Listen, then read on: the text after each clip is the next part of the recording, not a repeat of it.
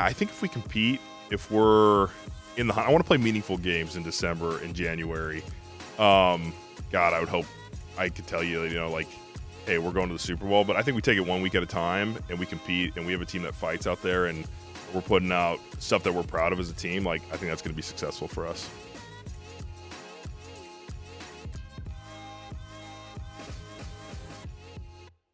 Welcome on in to a very special exclusive interview here on the Big Play Sports Network. We are at GV Artwork in Lakewood, Ohio with 7-time Pro Bowler, Cleveland Brown offensive guard Joel Bitonio. Joel, thanks so much for doing this. Yeah, thanks for having me. This is awesome. Awesome store and awesome event, so I'm happy to sit down and talk a little bit. So we got to obviously talk about camp. We're finally done. Joint practices are done. You guys went viral a little bit for that photo, cracking some beers with Elaine Johnson and the Eagles O-line. What was this camp like for you, man? Yeah, it was good. I thought we came out with some really good intensity. We wanted to make sure we were, toughened up a little bit and going against our defense, the guys, Miles and those guys over there make it tough for us. But we had a couple joint practices, which is always great. I think those are the most intense days when you go against another team. But we did good. I feel like we're at a good spot right now. We have a little weekend off here, but we're getting ready for the Bengals, and I think we're in a good spot. Yeah, man. And obviously you were a big part of the news this offseason with your decision to come back to the Cleveland Browns. Talk to the people about what went into that decision to return back here in Cleveland. Yeah, I was, every year you get past, year 10, you're thankful you can still play. And so first off, it was just like a body check, like, hey, how's the body holding up? How are we feeling? How am I going to feel in 20 years, and all those things come in the back of your mind. And then where the team was at, it was a frustrating season, I think, for us players and the fans and kind of everybody involved with the Cleveland Browns. So we were frustrated at the end of the year, and I went home to my wife, and I was like, I don't know if I want to do this. Like, this is tough. But you sit back, you talk to Coach Stefanski, you talk to AB. We hire, Coach Bloomgren to coach the O-line. They talk about, Tommy Reese being the offensive coordinator and kind of what the philosophy of the team's going to be. Obviously, you bring a guy like Joe Flacco in, and you had some experience with him in the playoffs, and you see what they're doing on the defensive line and guys they're bringing in. And truthfully, it's like I didn't want that taste in my mouth, and I wanted to go out there and compete and play meaningful games again.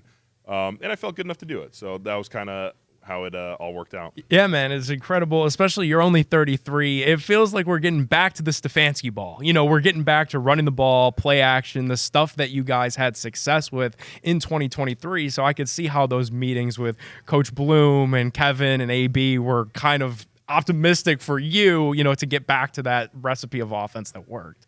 Yeah, that was the main thing is like he's like, hey, like we're going to run the ball. We're going to play action. We're going to do these things. We're going to, try and take care of the ball in offense. Let our defense make big plays for us. I think if you look back at 2023, like the ball control we had on offense, even though we took our shots and made our plays, like our defense only had to play 50, 55 snaps a game. And when they're not on the field that often, I think it's a good thing for us. So hopefully we can continue to do that and win some games this year. And you mentioned Joe Flacco. He QB'd you to your first playoff game in your career in 2023, and we all remember just how fun that ride was. How cool is it to have that guy back in your building, especially after the success that we had with him here in 2023? Yeah, he's a stud. He he's seen it all. He's won a Super Bowl, obviously, Super Bowl MVP, been everywhere, and he brings this like calmness, this cool Joe to the team.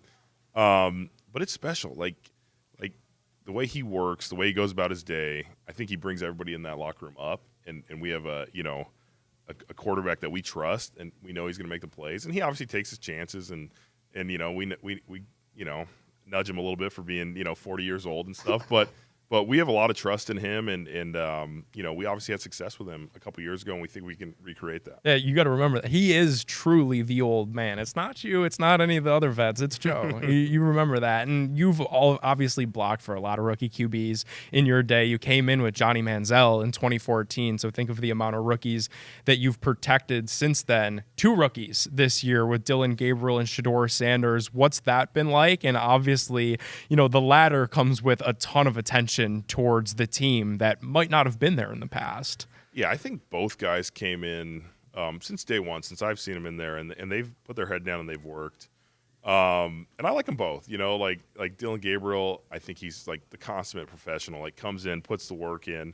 I think you guys have seen in the preseason games, like he's taking those steps. He plays he can run Stefanski's offense the way he wants it to be run. He makes great decisions with the ball, all those things. And then you see Shedeur get his opportunities, and he's done the same thing. Like, he's come in and he's worked, and he gets a lot of media attention. But truthfully, on his own, like, he is dialed in. He's, trying to learn the playbook, trying to understand what's going on, and he's performed well as well in camp.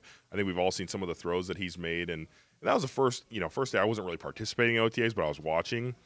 And I see both these guys the first day. Like, I remember Dylan stepped up in the pocket, like, first play, threw this dart across the middle. I was like, all right, that's an NFL throw. And then Shedeur, like, had a similar play and threw, like, a corner. And I was like, all right, both these guys can throw the ball. Both these guys can make the plays. And it's like, what's going to happen once we get live bullets? But it's been impressive. You draft quarterbacks, and it's probably the most important position in sports. So why not take a couple chances at it and see if one of these guys can continue to develop and be a productive guy for us. Absolutely. And one of the guys that they're going to be throwing to, David Njoku, the Chief, told us when you decided to come back for another season that he believes you belong in the Pro Football Hall of Fame.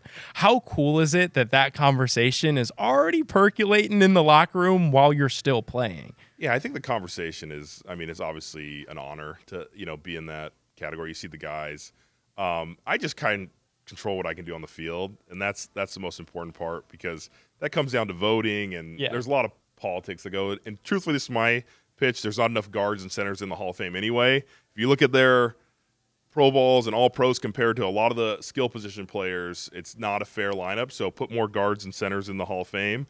But I can't really control that, so I just go out and play. But it is very cool to have that thought in the back of a lot of guys' heads. Well, I feel like we've got number 73 could help us maybe drum up a little bit for the boys on the interior. Did you talk to him about being 33 years old and getting ready to play another NFL season? Yeah, I reached out to him, to Mitch Schwartz, to John Greg, some of these guys that have retired, Alex Mack, that I've played with, and it's easy for Joe now. He's like, play as long as you can, and I'm like, yeah, I appreciate that, but why did you decide, to step away and all those things? But no, it was helpful to get a perspective from these guys. And everybody's like position is so different. You know what I mean? Yeah. Like, how's your body feeling? How's this? He's like, make sure your health is right. Make sure you're good for your kids and stuff in the future.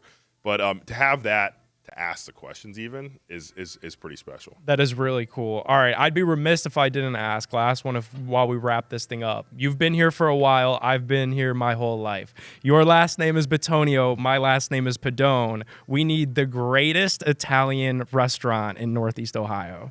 Somewhere in Little Italy. Like, I've been to a bunch. I just, you know what I mean? Like, it's not close to home, but we go there a lot. Now I look terrible. I can't even think of a name of a restaurant. But I like all the Cleveland food. I'll eat anything. So I'm good. What's your favorite? My favorite, Tavern of Little Italy, right down there. You hit it. That's, and anything down there, you're not right. You wrong. Can't really go wrong. Already, a successful Brown season for Joel Bitonio this year is blank. We'll wrap on that. Yeah, I think if we compete, if we're in the hunt, I want to play meaningful games in December and January.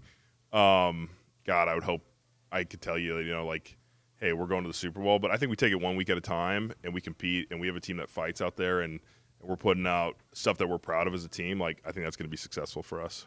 Absolutely, Joel. Best of luck to you this season. We're going to be watching and looking forward to it. Yeah, appreciate it. Make sure you guys come on down here to GV Art in Lakewood, gvartwork.com. Check out that shirt that Joel's wearing. Sure. You could pick that up and a bunch of other really cool Cleveland gear as well. Come check them out.